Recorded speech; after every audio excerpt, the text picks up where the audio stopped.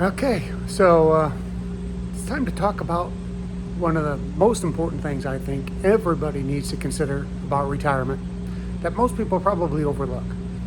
And I think it's because we kind of get this feeling that this is where I have to be, so this is the way it is. But it doesn't have to be that way. What am I talking about? Well, location, location, location. And I can tell you, if you have not considered where you want to live when you retire, you are missing out on some really good possible benefits. Now, the important pieces to this puzzle is understanding what's most important for you.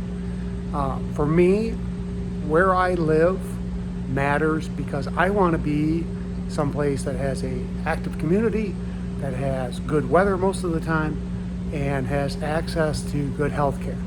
And those are critical components, right? A lot of people, though, they stay where they live now all the time because that's where family is. Well, family can be accessible no matter where you're at anymore. This is not, the Gilded Age where you have to send a letter and it takes 22 days by, postman to get there. You can use the internet, you can use Wi-Fi, you can use FaceTime. And then, of course, you can take a plane, you can take a train, obviously cars, whatever. There's so many ways to access and see family that your location does not have to deprive you of that. At the same time, you don't have to stay stuck in a location that doesn't give you the best benefits for you. So what do I mean by that specifically? For me, I like to be in sunshine. It does not have to be 90 degrees every day for me to be comfortable in the sun, but it does have to be warm enough to be outside to enjoy it. I get some blood work done recently, and it's summertime, obviously. I spend at least an hour every day intentionally outside trying to get some sun, do some walks, trying to stay healthy. And during the summer, I typically, as I'm sure many of you have, I stop taking my vitamin D because why do I need it? I can get more sun. Turns out my vitamin D was deficient, even with this daily sun I get. So you need more than what you're getting. I don't care how intentional you are. The only people that are probably getting enough sun all the time are construction workers who are literally out in the weather all the time and exposing their skin to it. So in northern Illinois, we only average 180 some days of sunshine. And that includes those cold, bitter days in winter when you can't really go outside and get the sun, right? Because it's freaking 12 degrees or minus 12 degrees, which happens a lot. And it seems like the sunny days, right? It's clear, so it allows that thermal cooling to take effect because there's no blanket of clouds to hold the heat in, yada, yada. Things get colder. I'm not a weather person. I just enjoy the weather. And so I want to be where there's sun.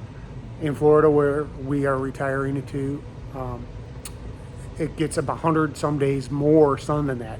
Close to almost 300 days of sun on average every year.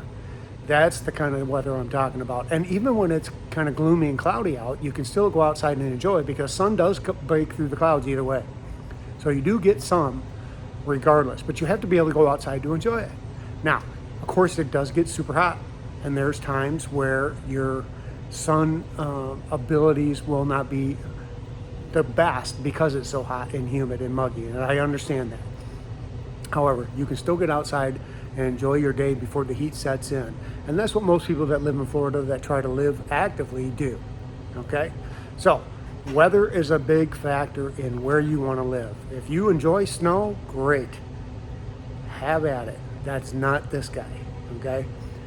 Number 2, cost of living is important. And of course, some of the cheapest states to live in are in the northern areas because of several reasons, right? But West Virginia has been the ranked choice leader a couple of years in a row now for making your money last the longest during retirement time. And that's because they have more affordable housing and etc.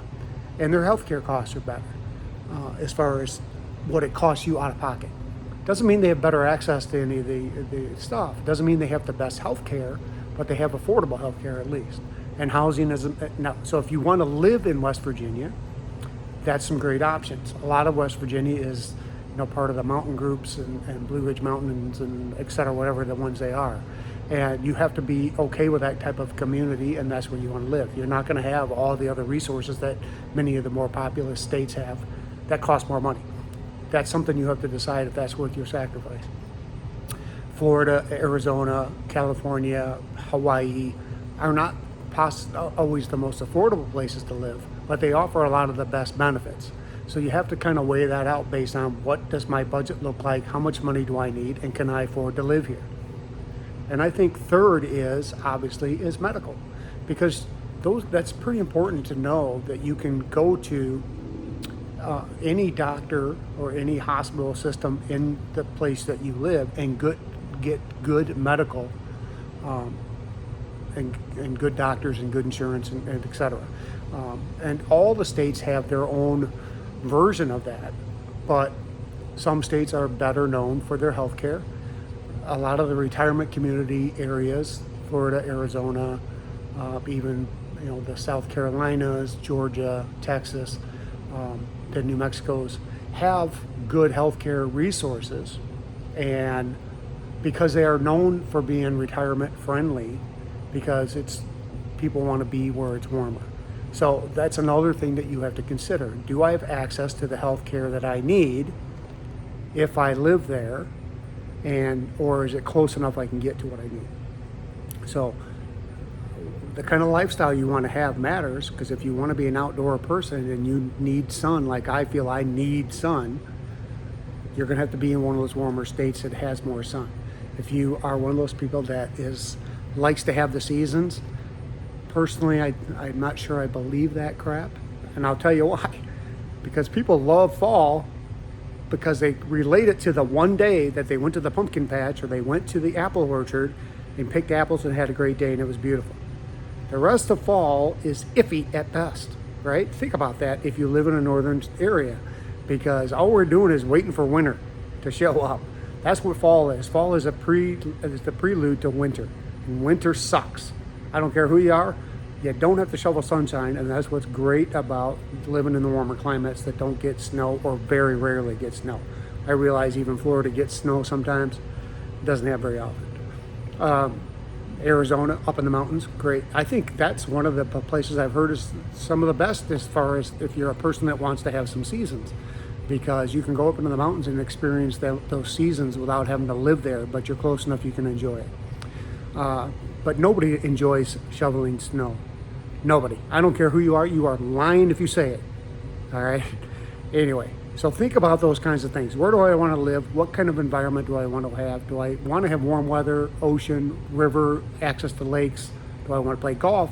What things are going to be part of my lifestyle that I need to have year round? And do I have access to good, affordable health care? And can I afford to live in that place? And if not, maybe you can set up something where what used to be the boom was to be a snowbird. And it's very popular in lots of states.